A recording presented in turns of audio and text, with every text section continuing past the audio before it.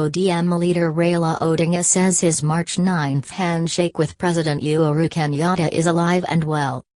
He told members of county assemblies that a smooth working relationship between the two levels of government and within counties is critical for the country to realize the full benefits of devolution.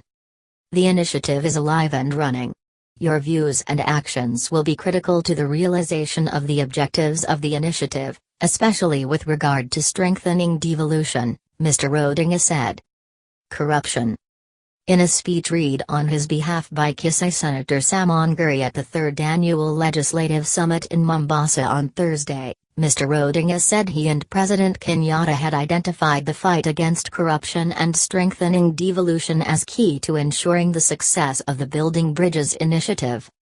The unity deal signed between the two leaders has come into focus due to the growing animosity between Mr. Odinga and his allies on the one hand, and Deputy President William Ruto and his allies on the other. The animosity is seen as putting the pact to the test. Law changes. Just last week, President Kenyatta rebuffed Mr. Odinga's call for a referendum to change the constitution and also alter the structure of the executive and devolution if their March 9 deal is to succeed.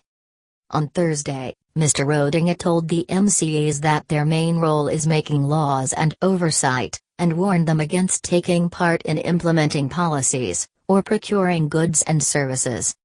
A clear separation of roles will work in favor of MCAs, and even senators. It will ensure that each team in the county leadership carries its own cross, Mr. Odinga said in remarks that appeared to oppose the clamor for the Ward Development Fund, which MCAs put up a spirited fight for during the conference.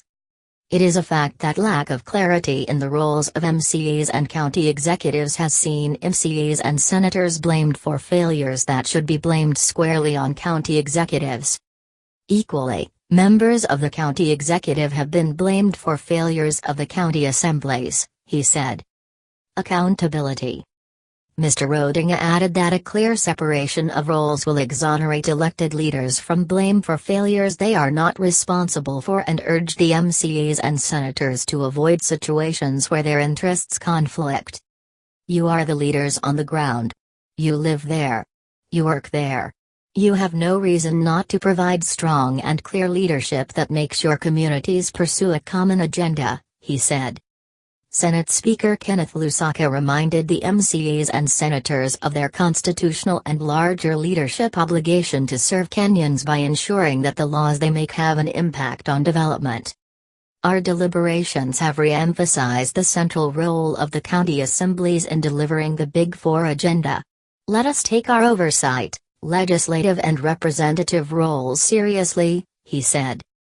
He challenged the county assemblies to pass budgets with realistic estimates or projections, saying that overestimating projected revenues is hurting the counties, resulting in huge pending bills. He said public participation must be ingrained in decision-making at the counties but noted that it has to resonate with the specific publics.